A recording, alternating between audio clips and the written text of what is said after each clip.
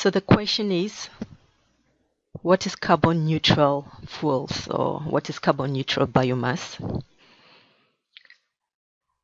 And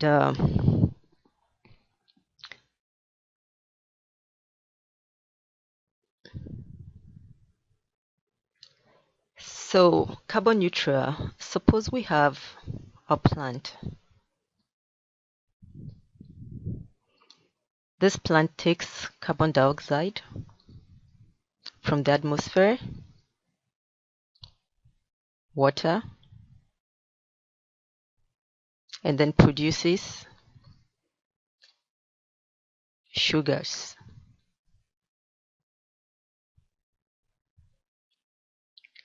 And oxygen, of course, with the help of sunlight. Let's balance this equation. The sugar is what forms our biomass. Polymass of the sugars in the form of starch or cell wall components, which in this course you would know as cellulose or hemicellulose, are formed from the sugars. So the plant uses carbon dioxide from the atmosphere to produce sugars, which is our biomass. Of course, polymass of sugars accumulated in the plant, which is our biomass. So in a simple sense, if we're looking at biomass energy, I'll look at two platforms. Let's say we use combustion, maybe it's combined heat and power system, or maybe just combustion for heat. This biomass with oxygen gives us carbon dioxide and water. This will be this, balancing it. So this will be 6 oxygen, and this will be 12, 6, 18. So we have that. So the idea of carbon neutral is you take 6 moles of CO2 to produce 1 mole of biomass. 1 mole of biomass is utilized for fuel, combusted, and it gives you 6 mole of CO2. So 6,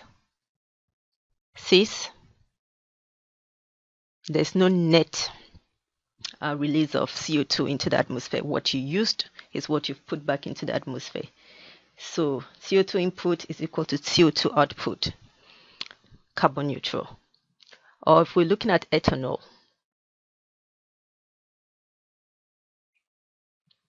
so this is fermented, our sugar or biomass is fermented, and we have ethanol.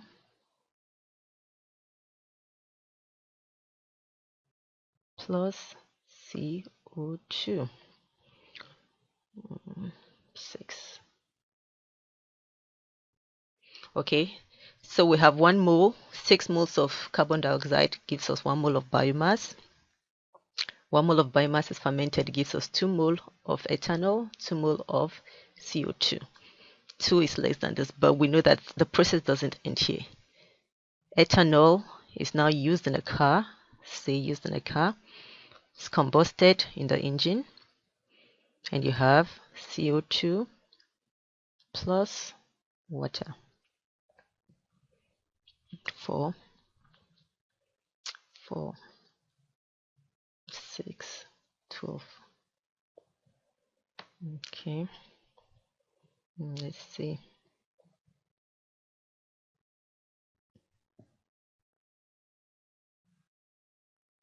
We have 6, and then we have 8 plus 6. Okay, 14. Then we have 2 here.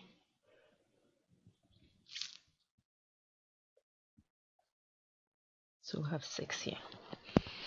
Okay, so we have, in using the ethanol for fuel, we have 4 carbon moles released.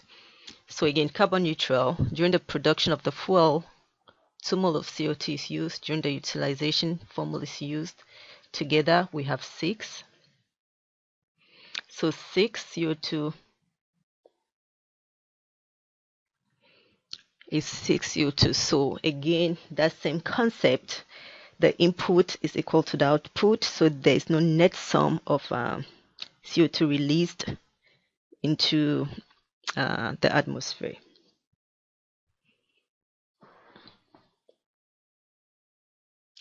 But it's not that straightforward. It's not that easy. We know that there are a lot of factors that affect the carbon neutrality of a fuel. The feedstock type, the technology used, the time frame, the system boundary, all this would affect the carbon neutrality. When we look at feedstock type, what's the origin of the feedstock? Is it from a forest? Is it from cropland? What kind of management practices are used? Is this feedstock fertilized? Fertilization can result in high energy, is very energy intensive. You're using equipment to till the land, equipment to harvest the crop. These equipments we use fuels. These fuels release CO2 into the environment, and so you consider that as input. When the crops are harvested, they're transported or pre-processed. So the TP, the transport and logistics of not just the feedstock, even the fuel itself. When you produce the fuel, the energy that goes into that and the emissions that are released from that will be considered land use change. And we know those era of debates against sustainability of biofuels, especially with regards to corn ethanol.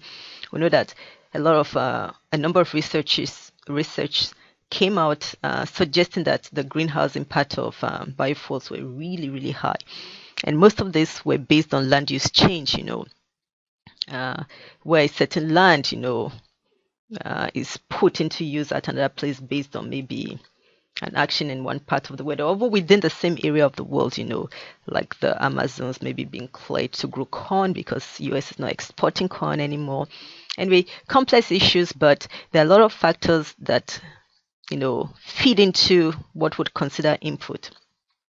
We can look at technological use, and then we see some technology would look like carbon sequestration or integrated biorefinery, which would look later on in the semester, where maybe things like algae could be incorporated into part of your production system or your refinery, where any CO2 that's emitted is being captured by the algae.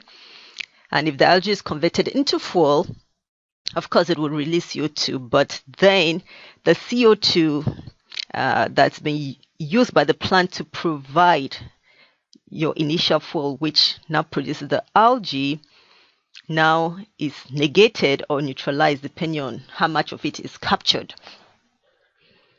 There might be other technologies, that one could use, that could reduce. Again, with the technology, you can decide the intensity of mechanization might affect how much CO2 you're using, how much CO2 factors into the input, and how much, and of course, then if there's lesser CO2 compared to the output, then you might have a favorable result. So we look at the time frame, there's the argument that it doesn't have to, carbon neutrality doesn't have to be immediate, but if it's within a certain time frame, that's acceptable, and some people would think that biomass can be carbon neutral within 3 to 5 years time frame, based on the fact that our current management practice, crop management practices, contribute to the carbon input that offsets the output, that overshadows the output, that we get. And so when you look at the type of feedstock, again, like we're saying, if you're taking from a forest stock, these are trees that have accumulated carbon for long periods of time. So using them up is almost, of course, not close to using fossil fuel, but the time frame and the amount of carbon released, becomes an issue. Or with land use change, when there's a lot of carbon stock, and this carbon stock is suddenly released based on the practice or utilization of this forest stock, then it might take, the estimate of the estimate from some of this research I mentioned when we're talking about feedstock estimates that it would take about 100 years to recover for biofuels to be carbon neutral, from this land use change or forest stock. Or when you're looking at afforestation, the time frame might be easier, might be way shorter because now you're growing trees that are absorbing so much from the atmosphere, But again, it depends on what land this afforestation is taking place on, or green energy crop. And again, as I mentioned, the intensity of mechanization can define. It's almost like investing in a business, and maybe for the first few years you're making a loss. You have a payback period. Let's use that way, the payback period. So after maybe 5 years or 10 years, you now start making profit, and then you continue making profit. So we can look at this carbon neutrality time frame in that regard. Then we can look at system boundary, with the previous slide we looked at, if all we are looking at is how much carbon has gone into making that biomass and how much carbon can be released from that biomass, without looking at other systems that feed into the cycle, then of course your feedstock is going to be carbon neutral. So the system boundary, how we define this boundary, is very important. A lot of people, have said the best way, and of course I agree with that, to look at the neutrality of carbon, biomass feedstock or biomass energy, is looking at the life cycle, and when we look at the life cycle, it becomes very difficult to think of biomass as a carbon neutral fuel, because then you're considering all the input, the equipment which you're using to produce the fuel. Any emission that is produced as a result of making that equipment is factored in as a carbon input, and as we mentioned earlier on, the processes, the harvesting, the logistic, any emission during any of those processes is factored into it. And of course, there's the extreme, we look at, even some people like to look at the emissions that go into producing the cars that use this energy. I think that's extreme, but again, it depends on how you define your system boundaries when doing your life cycle analysis. It can affect the result. So again, carbon neutrality,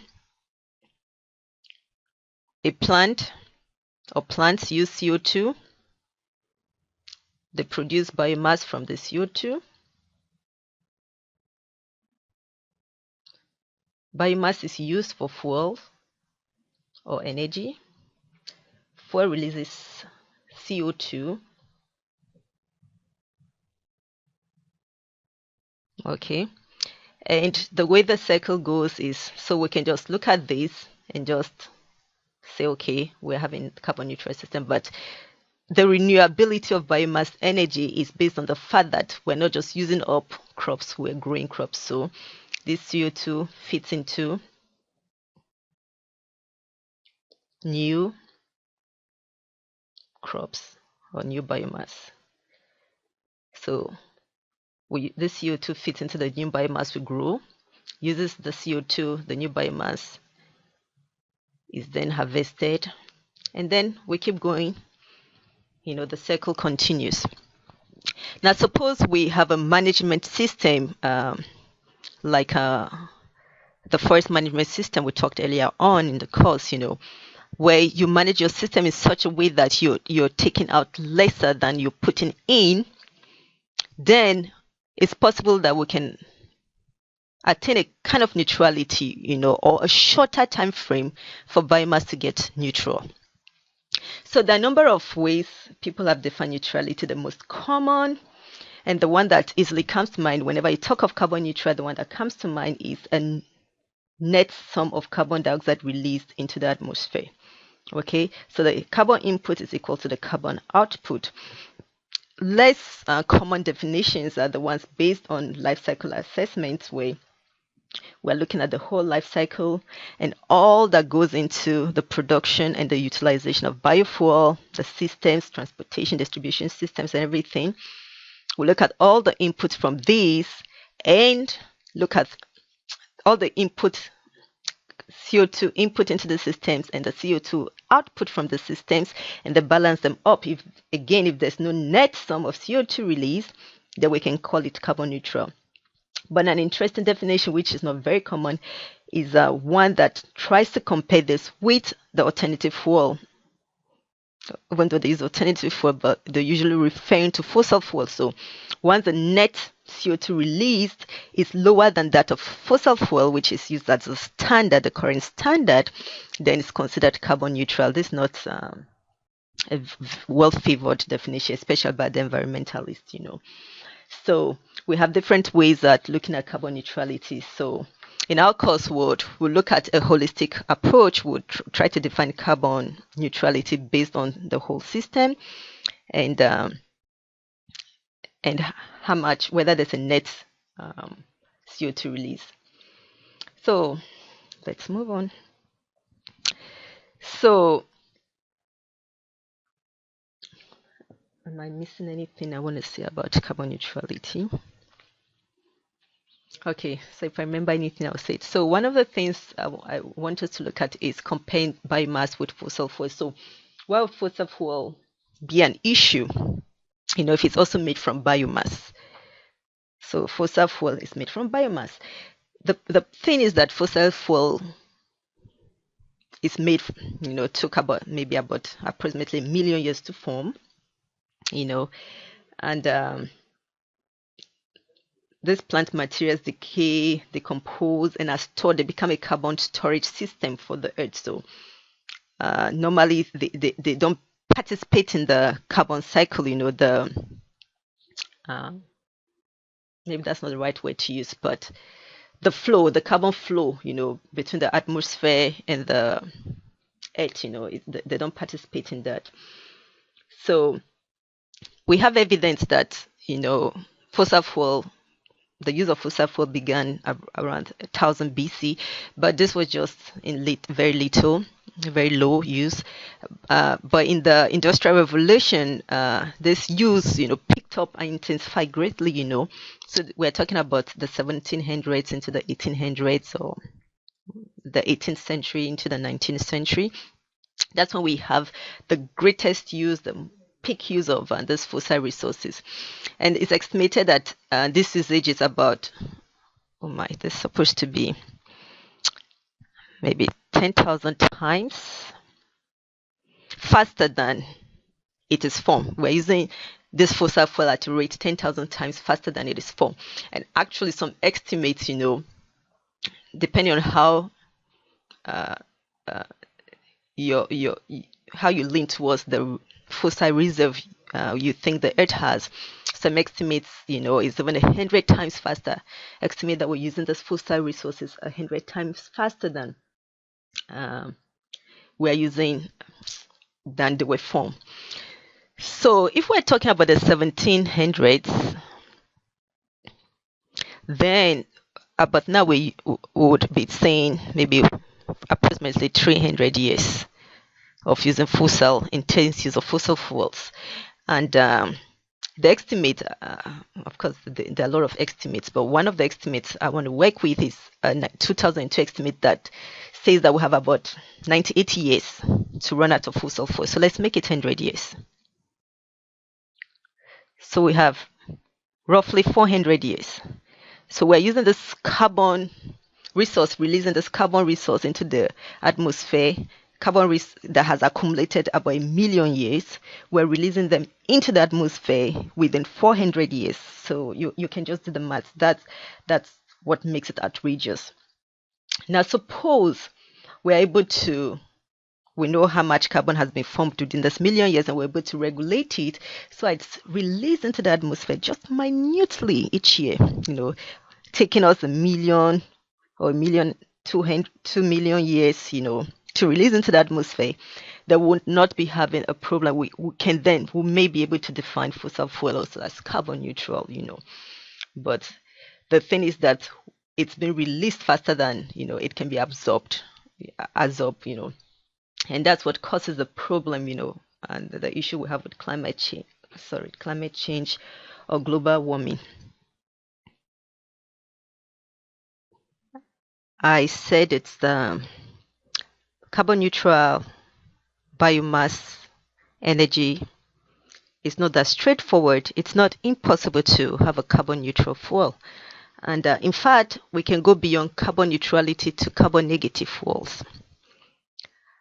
I'll give an example of the concept of carbon negative fuel, and then we'll end on that note. So, for instance, you have biomass, which we're going to use for fuel. Again, we use the same notion. This biomass was formed using CO2 from the atmosphere. So, this amount of CO2. So, suppose you go through a conversion process to convert this biomass. So, we have CO2. There's a wrong way to do. CO2 gives us biomass.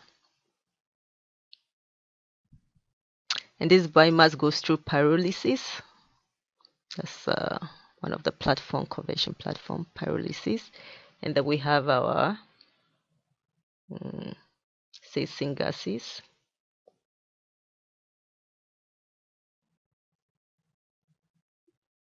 We have, say, bio-oil. Then we have, say, char. Char is incompletely combusted biomass where we have the volatiles released and carbon concentrated left. Similar to charcoal, if you know charcoal, yeah, similar to that. So we go through pyrolysis, we produce this, and then we use this too for fuel. Char can be used for fuel, but instead of using for fuel, we decide to send it into the soil.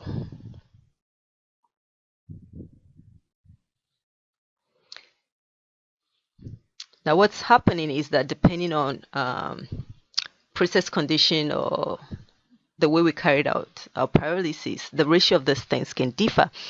But let's assume that 4 carbon out of this 6C, 4 carbon goes into the fuel, and 2 carbon goes into the char, or biochar, it's called.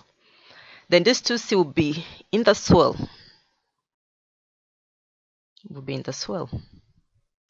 Now, biochar is not easily degradable, so it's serving as a biomass in the soil. It's serving as a carbon storage because it's going to stay there for a long time. But while in the soil, it's serving some function and rate in the soil, creating some porosity within the soil. Of course, contribute to the carbon content of the soil. Improving the fertility of the soil. But it's there, stored there, not released into the atmosphere. So what we are doing when we looked at carbon neutrality, we're saying that the net CO2 should be equal to 0, which means the output minus input should be equal to CO2 output minus input should be equal to 0. So if we have our output here as 4, the CO2 going to CO6, CO2 from the atmosphere, 4 to the atmosphere, we're having 4 minus 6, which is equal to negative 2. So this negative, so we're saving the amount of CO2 going to the atmosphere by 2. This 2 is stored up in the soil. This is the same 2 stored up in the soil.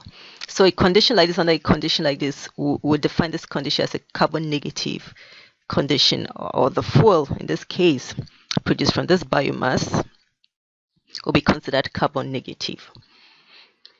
So there are other ways we're exploring carbon negativity of fuels, but this one that has getting a lot of attention, one that is being quickly promoted, highly promoted, But like I said, there are other ways, other avenues to explore. If we looked at the example we gave with carbon sequestration or integrated biorefinery, they may not serve very benefit use, but some ideas are to store carbon dioxide in deep underground wells, lock them up there, Of course, that would mean that a lot of carbon is saved from the atmosphere, so that would be carbon negative system. But the carbon that is stored on the ground is not put to useful ends, so maybe that's not very good. That's not very good. Or if in an integrated system you use the carbon to produce a product, or maybe it's fed to algae, but the algae is not used for fuel, it's used for some chemicals, or it's used for some product that conserves the carbon instead of releasing into the atmosphere, then you would want to consider that as carbon negative fuel. Maybe it's not released immediately. Some products could stay for years before maybe they expire or the end use, and then they may finally decompose if they're biodegradable, and that carbon would eventually be released to the atmosphere. But for a while, it could be stored up in whatever product you used it was used for. So we're going to end this lectures here, and hopefully meet you when we're discussing another concept. Enjoy your day. Bye.